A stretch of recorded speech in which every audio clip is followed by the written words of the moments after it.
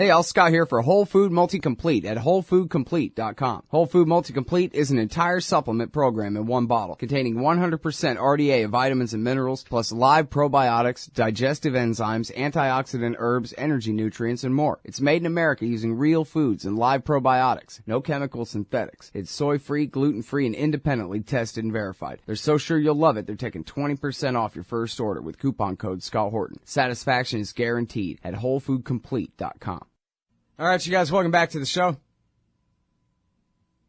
I'm Scott Horton. It's my show, The Scott Horton Show. I got Will Grigg on the line. He writes the great blog Pro Libertate at freedominOurTime.blogspot.com. freedominOurTime.blogspot.com. The latest one is called, Is Disarming a Cop a Capital Offense? Welcome back to the show, Will. How are you doing?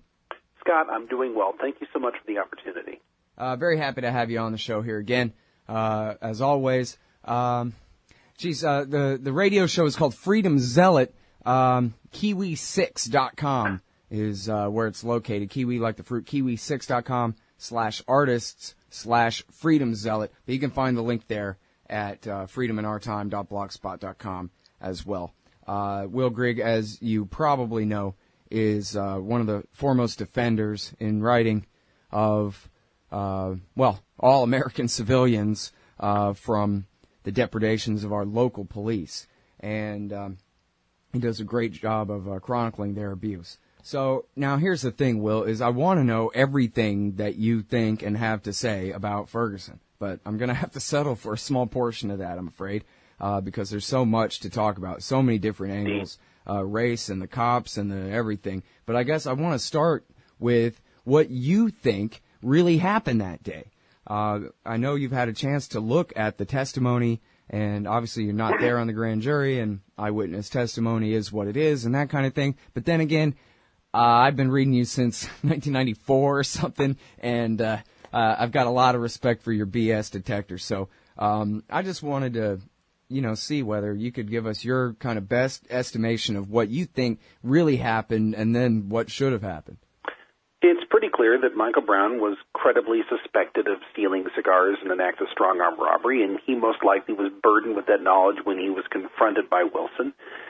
On the basis of what we've read in the testimony and Mr. Wilson's specific account, there's plenty of cause to suspect that this was an escalation rooted in Wilson's offense over an act of contempt of cop.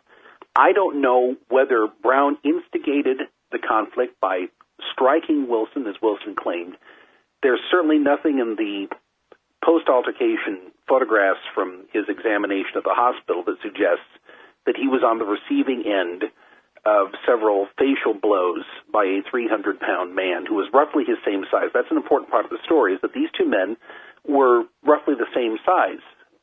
We've been told often that Brown was nearly 300 pounds and 6'4". Wilson 6'4" and about 225 pounds, and his weight was better organized.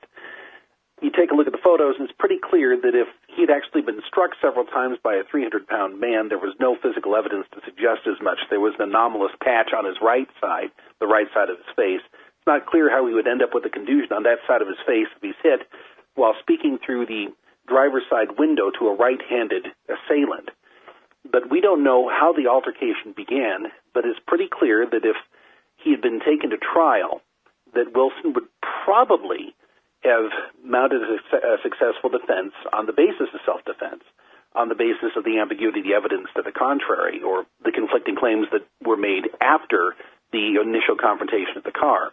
But when he left the car to pursue Brown, he entered a different legal environment under Tennessee v. Garner, the 1985 Supreme Court decision.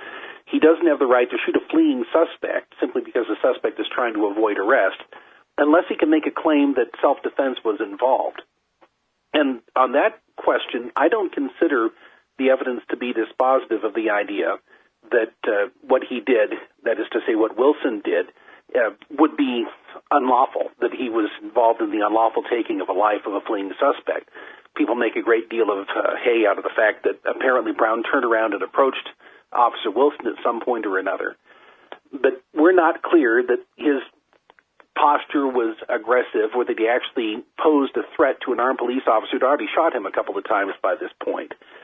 So what I suspect happened is that you have an instant where adrenaline and outrage on the part of the cop over the contemptuous attitude of Michael Brown, first of all, precipitated the initial confrontation, because Wilson makes it pretty clear, and the comments from his police chief immediately after the incident also make it clear, that Brown was never identified as the suspect in the robbery at the time of the initial encounter. This is something that I think was retconned, if you will, into the narrative over the course of several weeks.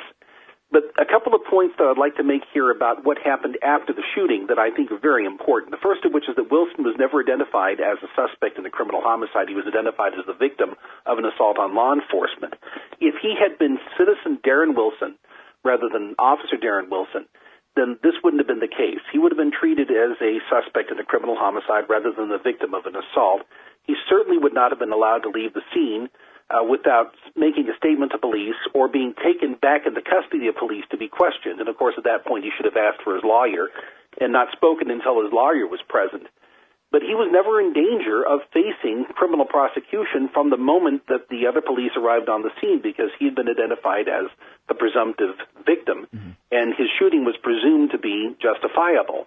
Right. And so the other part of this narrative that I want to focus on is not hold that thought for a second, though. I want to get back to the actual happenstance there. All right. And I know we can't be definitive about it, but no, and believe me, I certainly want to hear from you all about the legalities of this. But as far as what took place there, I guess, I haven't done the work that you have done on this at all, but I did read a piece over at Vox.com where they attempted to compare and contrast the testimony of Wilson with the testimony of Mike Brown's friend.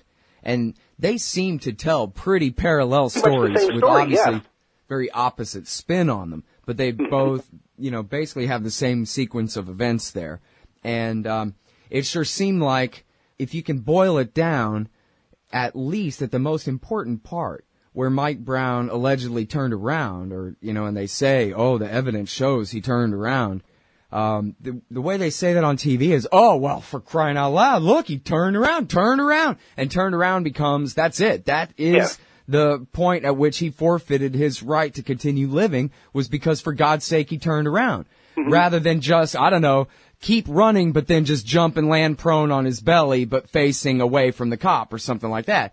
Sure. But it seemed like his friend didn't dispute that he turned around. His friend said that he turned around, more or less, I'm paraphrasing here, to say, I don't have a gun. Stop shooting, please. I give up. Okay. Yeah. Like, Jesus, I didn't know you were going to keep shooting at me as I'm running away, but fine, I'll stop running away then. Okay. My hands are up. Don't shoot. And yet, it didn't seem, to this day, like I just mentioned on the media, the way they cover it, it doesn't seem like this point was that anybody narrowed down on this, really. That it sort of went with the, maybe the grand jury kind of was under the same assumption that the CNN people are on. With that, if it's conceded that at some point the young man stopped and did a 180, well then at that point Darren Wilson has the right to kill him, which would of course be the gigantic unsaid and unproven kind of underlying basis of the entire question, right? They never have to say, listen, if the young man turns around, then you can kill him.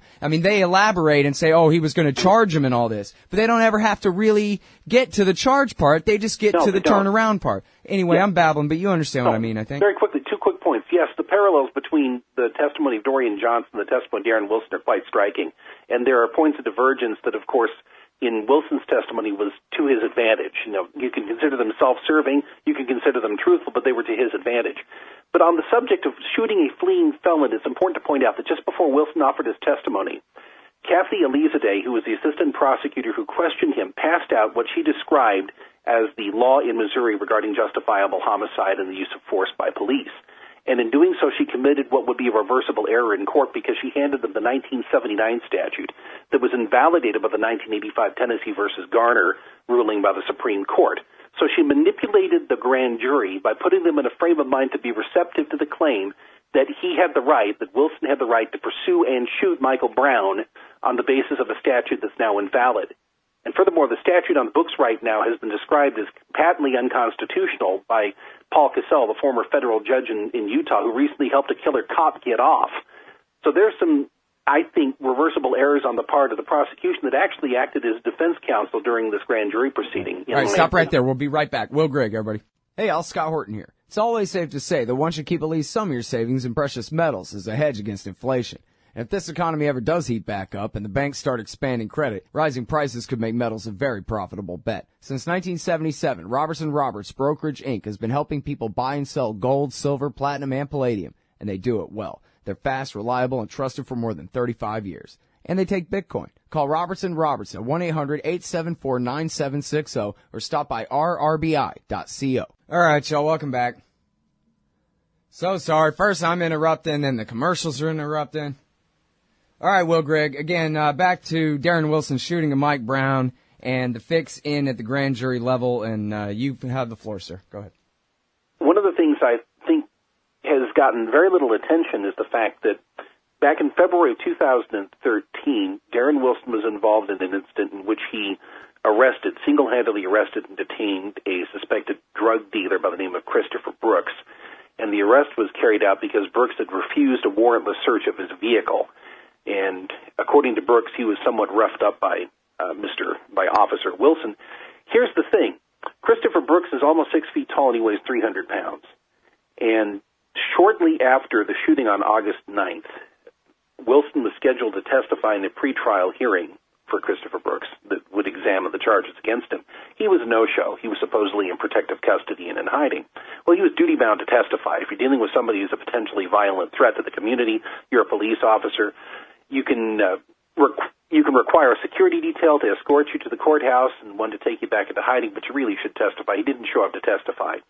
And we were told that this is because of the risks that he confronted. I think the chief risk here is that a motivated defense attorney representing Brooks would have asked Wilson questions that would have complicated the narrative that he was sculpting with respect to the August 9th encounter. Bear in mind, once again, Wilson was saying that he was overmatched by this physically imposing man who, as it turns out, is pretty much his same size. He said that he was like a 5-year-old child clinging desperately to Hulk Hogan in the face of an assault that included at least 2 punches, the third of which might have killed him, and that somehow mysteriously left his face largely or almost completely unmarked. But yet this is the same man who received a commendation for single-handedly detaining and restraining a 300-pound suspect. If you had had the defense attorney in the Christopher Brooks hearing ask Wilson to elaborate on the methods that he had used to restrain this man, it would have been very difficult for Wilson to maintain the characterization of a frightened and intimidated and physically overmatched person dealing with an aggressive predator. And this addresses something that Brown brought up in his, that Wilson brought up in his grand jury testimony when he was asked by a very solicitous assistant prosecutor if he had ever committed his story to print or if he'd ever given a detailed version of the instance of that day to any of the investigators. What he said is, no, my protocol is to call the FOP, the Fraternal Order of Police, and then they will lead me step by step through the process because they're the ones who have clear heads. They've not gone through the trauma of a shooting. Well, that once again is an advantage that no other criminal suspect, and of course he wasn't being treated as a criminal suspect once again, but no other criminal suspect in a homicide would have that opportunity. He wouldn't be able to say, no, I'm not going to speak with you until a group of clear-headed police officers help me create a story that will meet the evidence as it emerges from the investigation. And that is part of what I call the architecture of privilege, or if you will, blue privilege rather than white privilege, that protected Wilson from any kind of scrutiny in the aftermath of this shooting. But I would really like to know more about the details of what happened in the case of Christopher Brooks. And the fact that he avoided testifying there is something that a motivated prosecutor would have found suspicious. Then again, a motivated prosecutor wouldn't allow an assistant DA to guide a potential suspect through a grand jury examination on at least 3 or 4 occasions, not only asking him leading questions, but supplying him with the answers. If this had been an adversarial setting, then a prosecutor would have said, Your Honor, I object. Not only is defense counsel leading the witness, defense counsel is answering the questions. The defense counsel is not offering testimony. The defendant's offering testimony. But he never confronted that possibility once again, because from the minute that the call went out, he was treated as the victim. And the testimony given by the initial responders here, I think the first one to offer testimony was a medical examiner, displays the insouciance with which they treated this crime scene. The medical examiner showed up and then he noticed, oh, gee golly, Ned, I don't have batteries in my camera, so I can't take photos of the shooting scene. he also pointed out that he didn't take measurements. And that's an important thing with respect to the discussion we had about distances and about how far Michael Brown has supposedly traveled after turning around. Right, they lied for months, right? They said it was 35 feet, and instead he was 100 and something feet. He's 130 feet, give or take, from the vehicle. And we don't know how far he ran before he turned around or how far the distance was between Brown and Wilson at the time of the shooting.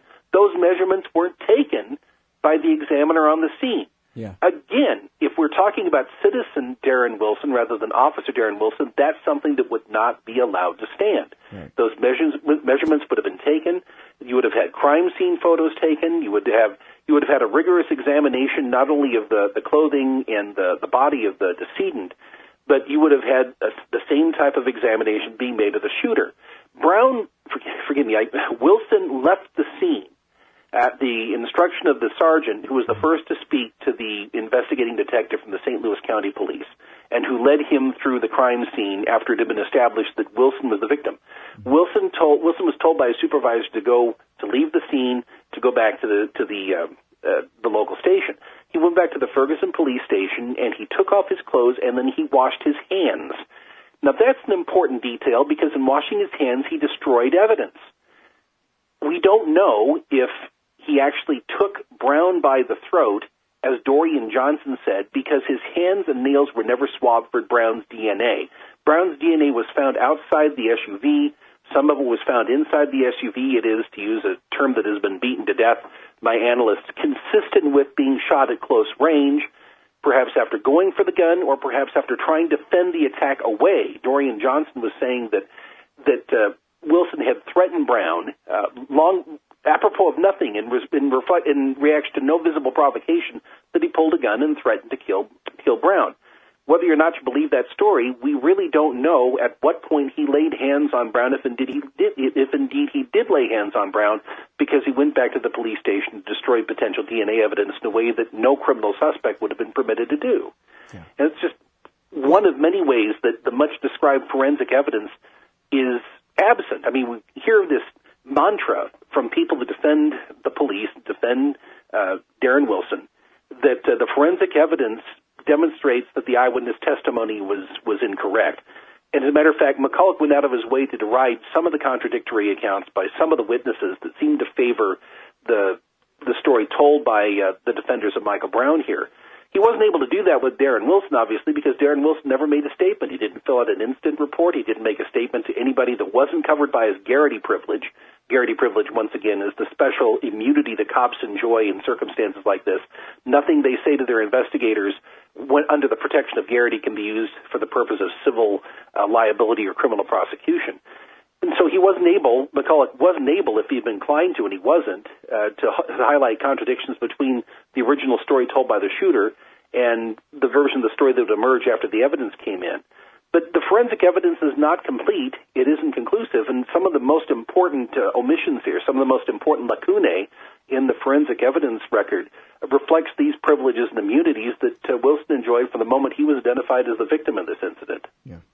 Well, now, here's one of the most striking things to me in here, which I heard it mentioned, I guess, a few times, but it hasn't gotten nearly as much play as I think is warranted, is Darren Wilson's language in describing Michael Brown as a demon who bulked up to run through bullets, which is, of course, just outright defying English. The bullets went through him. He didn't go through them. What the hell does that even mean? It doesn't even mean anything other than somehow he's magical. And I was afraid that no matter how many times I shot him, he was going to kill me anyway. Yeah, this is the same bold and valiant police officer who had detained and arrested a 300-pound man and received an award for it. And suddenly he's resorting to the language of Marvel cartoons in order to impute these transhumanist characteristics to a man that has been caricatured in the public mind as a super predator because he was 18 and black and came from a distressed home. Darren Wilson's background, by the way, was similarly distressed. His mother was convicted for identity theft, and there is evidence that Wilson, as a young man, was in the receipt of stolen goods that his mother had obtained through theft and fraud. That doesn't mean that he's to blame for his mother's crimes. It's to highlight the fact that there are some interesting similarities in background here between the two people who were involved in this altercation and this shooting. But you're right, Scott. You're dealing here with the type of thing that's called creative writing. And I discern the foul hand of an FOP attorney trying to find ways to play upon presuppositions, the minds of the grand jury.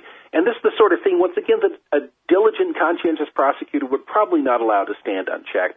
But you actually had Elizadeh, the assistant prosecutor here, supplying to Wilson certain lines. You were in fear for your life at this point, that kind of thing, rather than teasing out of him more specific and less emotionally laden details. And there's actually one point where she gently corrected him about a contradiction when he said that Brown supposedly had complete control of his gun. She actually managed to get Wilson to admit, I never lost control of the gun, but I was afraid that he might obtain complete control of the gun. Right. Amazing that the grand jury is just eating all this up, too. So there are larger questions that I'm not even smart enough to formulate, really, about race and power here. Obviously, the way black people see it in general is that this is a racial thing. The way I look at it, I'm as terrified of cops as I think any black person should be in this country. I don't feel any safer than they probably feel. I don't think anybody should. Anybody with a Facebook account who has, one or two libertarian friends knows that there is a epidemic, that they're killing Mike Browns day in and day out in this country, and not all black men. There was the cop that got no billed for shooting the blonde-haired, blue-eyed white girl who was leaving the party drunk. The cop jumped up on her hood, shot her 4 times, killed her, and of course got away with it. If she'd been kidnapped in Aruba, we'd have never heard the end of it for 7 years. Exactly. But when it comes to her versus a cop, her life is worth less than nothing. So it seems like we're in a position now where the state is just unleashed, out of control. Rabid pit bulls off the chain. And of course, black people are getting it the worst. So to them, it seems like it's the 1950s all over again or something like that. But meanwhile, this whole society has a real cop problem. And I don't know, if you want to address the racial part of it so much, or if you could answer, what the hell can we do to roll this back? Well, one of the things people have to understand, we're not talking about black entitlement or white privilege. We're talking about blue privilege. We're talking about the embedded privileges that inhere in those who are given license by the state to commit violence on its behalf. And I've warned about this since August, that what's going to happen is that the relevant issues here are all going to disappear behind a smokescreen of racial antagonism. That's precisely what's gone on. People have chosen up sides based on partisan tribalism and, in many instances, a sense of ethnic solidarity. And in doing so, we're exactly where the power brokers of the state want us to be. We're at each other's throats, eyeing each other with incurable suspicion, even as this machinery you describe, Scott, is rampaging without stint or limit, or apparently without accountability. And so I would hope that people would set aside issues of melanin and issues of government-prescribed identity and examine the question from the perspective of how the law would treat like cases in like circumstances. And that's why I focus on the idea that citizen Darren Wilson would have been treated completely differently from the way Officer Darren Wilson was treated in this case. If you're accused of criminal homicide and you're pleading self-defense, you're not going to be treated with the same kind of deference that Darren Wilson has been. And I hope people have that conversation and examine it from that perspective and start talking in terms of how we reform things with this problem as the chief topic of our discussion. Right. Yeah, the truth of the matter is, there's so many ways to go, but social media is changing things. And yes. I think dramatically as bad as things are, we have come a long way in race relations, not necessarily in terms of the state, but in terms of regular people. And you see plenty of white people out protesting, with the Ferguson protests around the country. Yeah, there was a group of them in Utah yesterday. It's not asking a lot at all either, not like the old days where it was like, wow, some heroic white people out there marching with MLK or something, Of course they're out there marching right now. And so, anyway, there's a lot of room to grow in the face of crisis and all that. We can come together and do good, I think. I certainly hope so. Yep. All right, you're the best, Will. Thanks so much for your time on the show as always. Take care, Scott. I'll talk to you later. Bye-bye. All right, y'all. That is the Freedom Zealot, Will Grigg. He is at freedominourtime.blogspot.com, pro libertate. And read his most recent piece here. It goes back in time. It makes a comparison with a case from the 1980s, a very important one. It's called, Is Disarming a Cop a Capital Offense? freedominourtime.blogspot.com. We'll be right back. You hate government? One of them libertarian types? Or maybe you just can't stand the president, gun grabbers, or warmongers. Me too. That's why I invented LibertyStickers.com. Well, Rick owns it now, and I didn't make up all of them, but still, if you're driving around and want to tell everyone else how wrong their politics are, there's only one place to go. LibertyStickers.com has got your bumper covered. Left, right, libertarian, empire, police, state, founders quote, central banking. Yes, bumper stickers about central banking. Lots of them. And, well, everything that matters. LibertyStickers.com. Everyone else's stickers suck. Hey, Al Scott here for MyHeroesThink.com. They sell beautiful 7-inch busts of libertarian heroes, Ludwig von Mises, Murray Rothbard, Ron Paul, and Harry Brown. These finely crafted statues from MyHeroesThink.com make excellent decorations for your desktop at work, bookends for your shelves, or gifts for that special individualist in your life. They're also all available in colors now, too. Of course, gold, silver, or bronze. Coming soon, Hayek, Hazlitt, Carlin. Use promo code Scott Horton and save $5 at MyHeroesThink.com. Hey, Al Scott Horton here. Are you a libertarian and or peacenik? Live in North America? If you want, you could hire me to come and give a speech to your group. I'm good on the terror war and intervention, civil liberties stuff, blaming Woodrow Wilson for everything bad in the world, Iran, central banking, political realignment, and, well, you know, everything. I can teach markets to liberals and peace to the right. Just watch me. Check out scotthorton.org/speeches for some examples and email me scott@scotthorton.org for more information. See you there.